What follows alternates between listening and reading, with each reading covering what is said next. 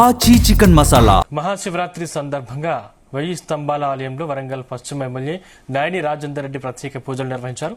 ఈ సందర్భంగా కాకతీయ కళా వైభవానికి 1000 స్తంభాల గుడి ప్రతీక అని ఎమ్మెల్యే కొనియాడారు. కాంగ్రెస్ ప్రభుత్వ హయాంలో ఆలయాలు అభివృద్ధి చెందుతున్నాయన్నారు. 1000 స్తంభాల ఆలయ అభివృద్ధికి మరిన్ని నిధులు తీసుకొస్తామని అంటున్న ఎమ్మెల్యేతో మా ప్రతినిధి శ్రీకాంత్ ఫేస్ టు ఫేస్. పర్వదినం సందర్భంగా హన్మకొల్లినటువంటి చారిత్రాత్మకమైనటువంటి 1000 స్తంభాల ఆలయంలో కూడా వరంగల్ పశ్చిమ ఎమ్మెల్యే నాయని రాజేందర్ రెడ్డి కొద్దిసేపు క్రితమే కూడా స్వామివారిని దర్శించుకున్నారు. ఎట్లా ఉందో తెలుసుకుందాం. సార్ చెప్పండి, ఎట్లా ఈరోజు స్వామివారిని దర్శించుకున్నారు? శివరాత్రి సందర్భంగా ఎట్లా ఉంది ఇక్కడ? ముందుగా వరంగల్ జిల్లా ప్రజలందరికీ కూడా మహాశివరాత్రి శుభాకాంక్షలు. మరి 1000 స్తంభాల గుడి అనగానే ప్రపంచవ్యాప్తంగా తెలియని వారు ఉండరు. చాలా ఘనంగా నిర్వహించుకోవడం జరుగుతుంటుంది ప్రతి సంవత్సరము. మరి ఆ భగవంతుణ్ణి జిల్లా ప్రజలందరికీ కూడా ఆయుర ఆరోగ్యాలు సుఖ సంతోషాలతోటి ఉండే విధంగా ఆశీర్వదించాలని చెప్పి భగవంతుని కోరుకుంటున్నాం.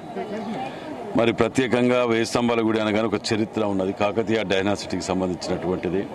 హైదరాబాద్లో ఉన్నటువంటి డూమ్స్ కూడా కాకతీయ డైనాసిటీకి సంబంధించినయే. కాబట్టి చాలా ప్రత్యేకత ఉన్నది యొక్క 1000 స్తంభాల గుడికి. కాబట్టి ఇక్కడ అందరూ కూడా చాలా భక్తులు బారులు తిరిగి సాయంత్రం రాత్రి దాకా కూడా జరుగుతూ ఉంటుంది. దర్శనాల కోసం అందరూ కూడా సహకరించాలని విజ్ఞప్తి. 1000 స్తంభాల గుడికి సంబంధించిన డెవలప్మెంట్ కోసం ఏమైనా నిధులు తీసుకొస్తారు? అసలు తప్పకుండా తీసుకొస్తున్నాం. దాని మీద కూడా గతంలో కాంగ్రెస్ పార్టీ హయాంలో ఉన్నప్పుడే తీసుకొచ్చిన నిధులు మళ్ళీ ఇప్పుడు కూడా మళ్ళీ అదనంగా తీసుకొస్తున్నాం. తీసుకొచ్చి కూడా ఇక్కడ హన్మకొండ చారిత్రాత్మక 1000 స్తంభాల ఆలయంలో కూడా ఉదయం నుంచే భక్తులైతే పోటెత్తారు. ఉదయం వేకజాము నుంచే లింగోద్భవ సమయం నుంచి అయితే భక్తులు భారీగా తరలి వస్తున్నారు. అదేవిధంగా వరంగల్ పశ్చిమ ఎమ్మెల్యే నాయని రాజేందర్ రెడ్డి కూడా కొద్దిసేపటి క్రితమే కుటుంబ సభ్యులతో కలిసి వచ్చి స్వామివారిని అయితే దర్శించుకున్నారు. మరోవైపు ఇక్కడ ఆలయ అధికారులు అయితే కూడా అన్ని ఏర్పాటు చేశారు.